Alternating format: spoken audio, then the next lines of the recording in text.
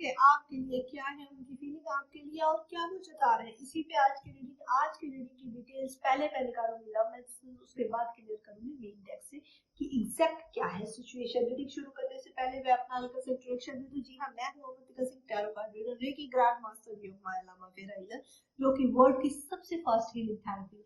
इस हीलिंग का इस्तेमाल करके आप अपनी लाइफ से जुड़े किसी भी तरह के ऑब्स्टिकल्स को हटा सकते हैं, चाहे वो लव वाइज हो, हेल्थ वाइज हो, वेल्थ वाइज हो या ब्लैक मैजिक हो। ठीक है, योग माया लामा फेरा हीलिंग आपको फिर भी वर्ड में मिल जाएगी, पर उसके साथ योग माया का मिलना बहुत मुश्किल है, क्योंकि ये दुनिया में सिर्फ 5% लोगों के पास है।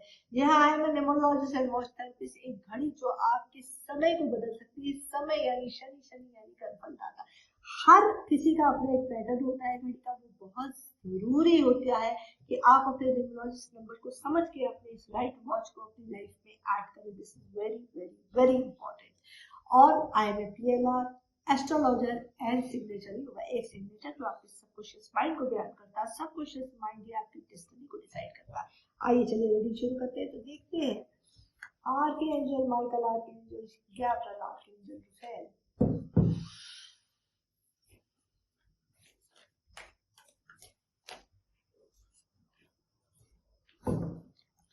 क्या है मैसेज, क्या है मैसेज, क्या है आपके पर्सन का मैसेज आपके लिए।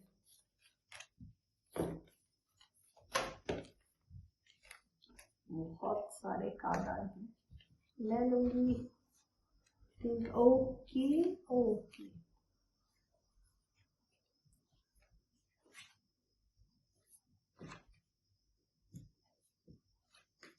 चलिए एक एक कार्ड लेते हैं और फिर एक एक कार्ड क्लियर करना शुरू करते हैं। जी हाँ, पहला कार्ड है balance. Love is not always about the agreeing just for the sake of it. A great relationship is the one that the both are support and challenges.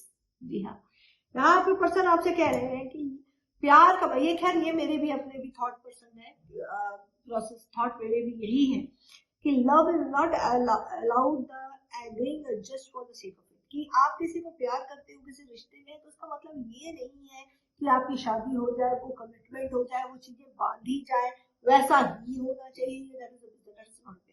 प्यार एक सुकून है, प्यार एक कहते हैं कि पूजा है, प्यार एक कंफर्ट जोन है, प्यार एक ऐसी स्टेबिलिटी है, एक ऐसा अनकंडीशनल समंदर है जिसमें जाने के बाद आपको कुछ पाने की इच्छा नहीं रह जाती। That is love.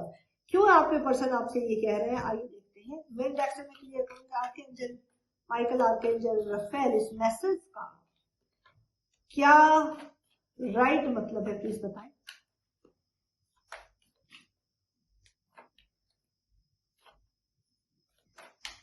दो कार्ड और,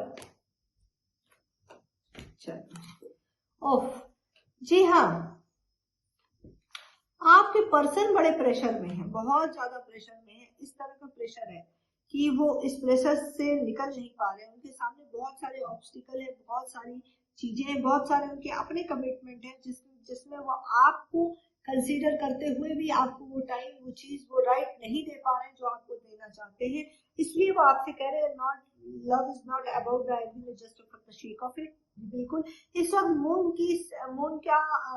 मून की सिचुएशन है, यानी आप दोनों के बीच में थर्ड पार्टी सिचुएशन है। थर्ड पार्टी आपकी फैमिली, उनके अपना वर्कलोड, उनके अपने कमिटमेंट, कुछ भी हो सकता है। जहाँ पे ऐसा तो है कि उन सारी चीजों को निभाते हुए वो आपको भूल ले रहे हैं, आपको हमेशा उनकी यादों में है। और वो ये जानते हैं, इनर सेल्फ उनको ये पता है कि वो इनजस्टिस आपके साथ कर रहे हैं, लेकिन वो इनकी इच्छा नहीं है, इनकी अपनी मजबूरी है, इनके अपने कमिटमेंट है, क्योंकि ये कर्म प्रधान है। कर्म प्रधान मतलब अपने रिस्पॉन्सिबिलिटी को as a son, as a brother, as a may be married हो सकते हैं, as a father, as a family man, as a responsible person, जो भी उनका एक सोसाइटी स्टेटस है उसमें वो बंधे हुए हैं, जिसमें इसकी कोई मर्जी तो नहीं, लेकिन वो खोना भी आपको नहीं चाहते हैं। इस वजह से इन्होंने कहा कि love is not always about the agreement just for the sake of it. ये एक्शन लेना चाहते हैं और आपकी तरफ एक्शन ले भी रहे हैं।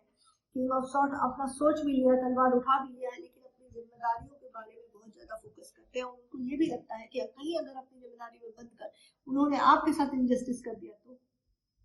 दूसरा कार्ड है don't make a decision based on of the guilt or what you think you should do for the only being the true yourself that you can be true to others. Very good.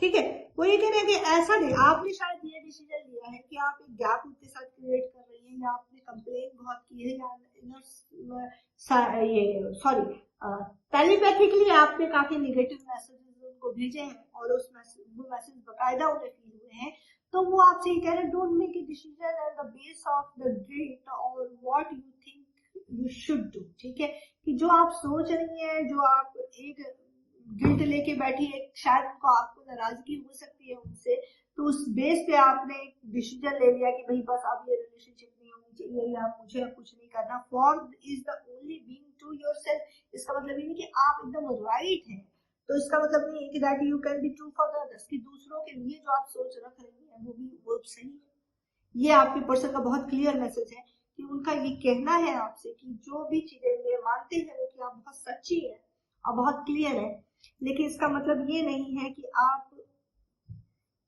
उनके लिए भी जो decision ले रही है वो सही है। क्यों वो ऐसा कह रहा है, ये देखते हैं क्या है आर्कएंजल माइकल, क्यों कह रहे हो, क्या मकसद क्या है ये कहने का। ओफ ओफ ओफ ओफ ओफ ओफ ओफ ओह, आज तो मैं भी बड़ी इमोशनल हो रही हूँ। स्लीपलेस नाइट है इस बंदे या बंदी की जिसने भी ये मैसेज आपको दिया है, बिल्कुल सो नहीं पा रहा है या सो नहीं पा रही है रात, ये इनकी ओवर थिंकिंग आपको लेके बहुत ज्यादा, मैं भी बड़ी इमोशनल हो रही हूँ आज के रीडिंग में। तो ये बहुत ज्यादा ओवर थिंकिंग में है, बहुत ज्यादा आपको मिस कर रहे हैं, बहुत ज्यादा आपसे प्यार करते हैं, बट ये जताना ही नहीं आता। इनकी एक्सपेक्टेशन आप ये कि आप इनकी खामोशी को समझ जाए, ये एक नई शुरुआत चाहते हैं जहाँ पे आपने इनको बंद कर रखा है।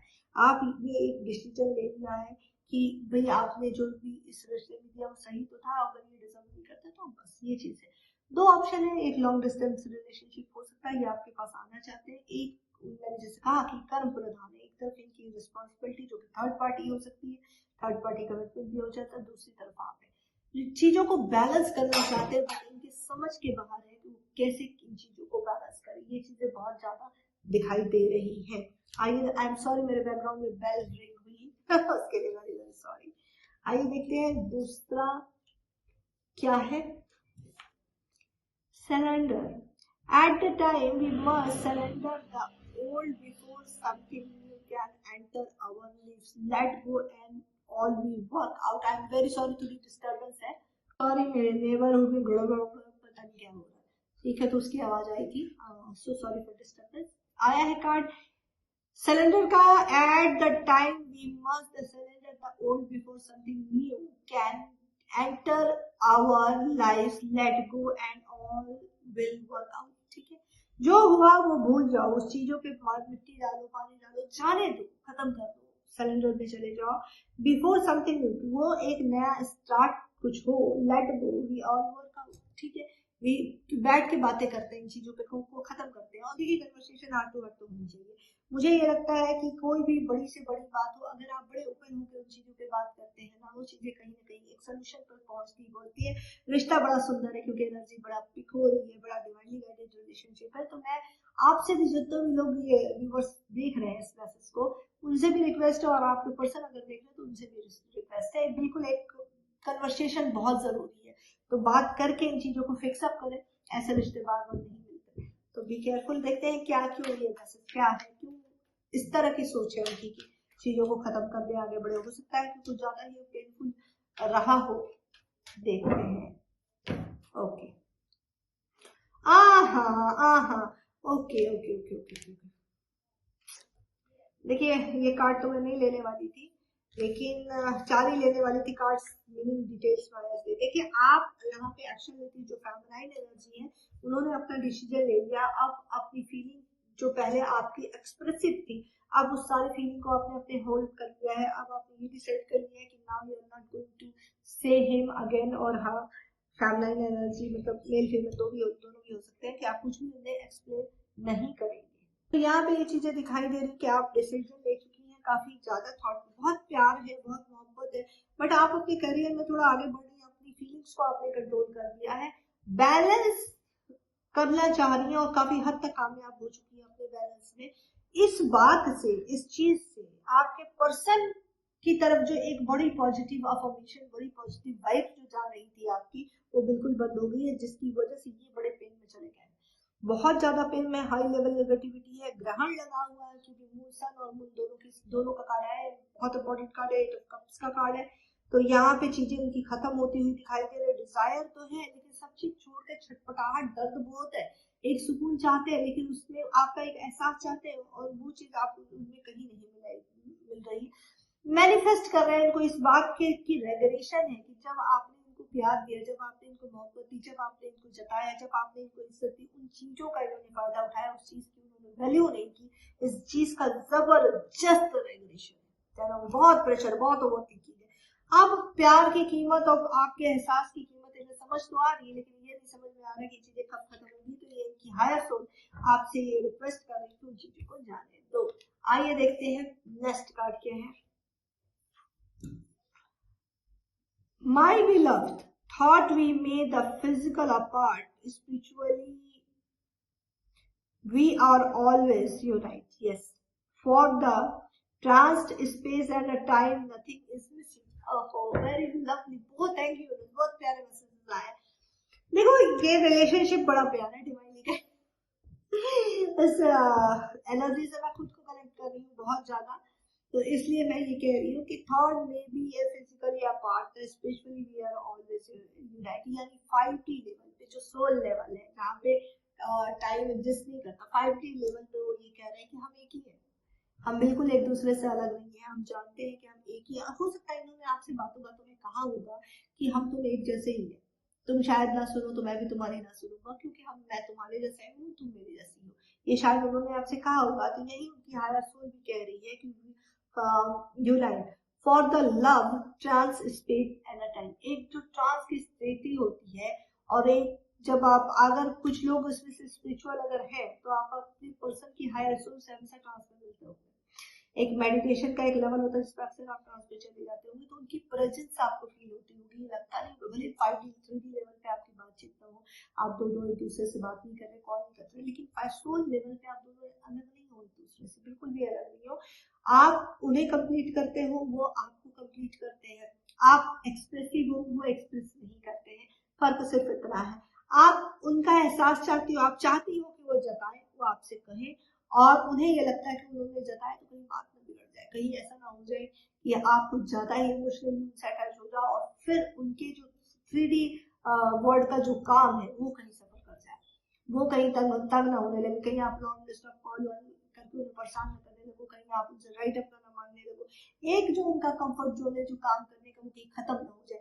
इस डर से वो आप अपने प्यार को आपकी तरफ नहीं दिखाते, और आप अंदर से उनसे उनको बेहतर जानती हो। फेमिनिन जो एनर्जी मेल फीमेल कोई भी हो सकता है, तो आप उनको उनसे बेहतर जानती हो, और आपका ये कि यार तुम एक्सप्रेस तो करो, फिर देखो, एक्सप्रेस करो, मुझे तुमसे कुछ नहीं चाहिए, सब जो चाहिए, जो भी जब भी तुम्हारा वक्त। तो इस सिचुएशन पे 2 लाइनें मुझे याद आ रही है, मुनि बेगम की है, वो है कि शुभ से सब से मिलो, प्यार से ढब से मिलो, मौज साहिल से मिलो, महता हिल से मिलो, सबसे मिलाओ तो एक बार मेरे दिल से मिलो, महता मिल से मिलो। तो ये चीज आपका है कि भाई तुम कहीं भी रहो, कैसे भी रहो, अगर तुम्हें जब भी तुम्हें फुर्सत मिलती है, तुम्हारा एक पल भी मेरे लिए सब कुछ है। लेकिन ये जब प्रैक्टिकल लेवल पे जब बात आती है, आपके पर्सन बड़े लॉजिकल है, और ऐसा आपको मौका नहीं मिला कि एक्सप्रेस कर जाए, या आपको आप दोनों को इस तरह का टाइम नहीं मिला कि आपकी पूरी क्वालिटी को वो जान सके, और आप उन्हें जा समझ सके। आप समझ चुकी है शायद, दूर रह के भी फैमिली बहुत बहुत अंडरस्टैंडिंग होती है, तो आप समझ चुकी है, लेकिन ये पर्सन को क्लियरिटी नहीं है, जिसकी वजह से इन्होंने खुद को मान रखा अपनी लाइफ में। इनकी अपनी लाइफ में लोग ऐसे ही आए हैं जिन्होंने इनको नोचा है, इनसे हमेशा कुछ ना कुछ लिया है, किसी न किसी तरह की एक्सपेक्टेशन नहीं। शोर शराब, भीड़ भाड़, लाखों की भीड़ में अकेले हैं। ठीक है, वो है ना एक गाना कि 100 में भी तन्हा थे, जिसकी लाइन पूरी याद नहीं आ रही है, भीड़ में भी तन्हा थे और 100 में भी अकेले, समथिंग लाइक दैट करके। तो ये इनकी स्थिति है। तो यहाँ पे वो यही कह रहे हैं। आइए देखते हैं कि क्या है इनकी मिसिंग एनर्जी। और वर्ड साइकिल एक कंप्लीट हो रहा है। क्वीन ऑफ कप, ओह बहुत प्यारी एनर्जी है। सोल कॉन्ट्रैक्ट का relation equal give and take है और बहुत अच्छी अंडरस्टैंडिंग सोल लेवल यानी 5D लेवल पे है।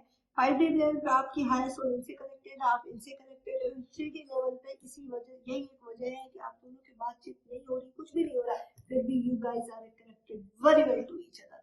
ठीक है, choose your eyes and tell yourself that they deserve to feel the joy. You can allow to joy into your life, guess and the circumstances you currently find yourself in.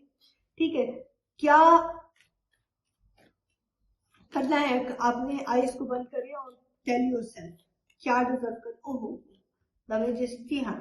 देखिए या मैंने पहले ही बोला कि ये पर्सन काफी ज्यादा manifest करे क्योंकि इनको रियलाइजेशन है कि इन्होंने अपना प्यार खो दिया है और ये आपसे भी करें, एक बार आके बंद करके मेरे बारे में सोचो कि क्या सच में मैं ये चीजें डिजर्व करता है। Circumstances suddenly find yourself in कि तुम खुद को मेरे अंदर पाओगे।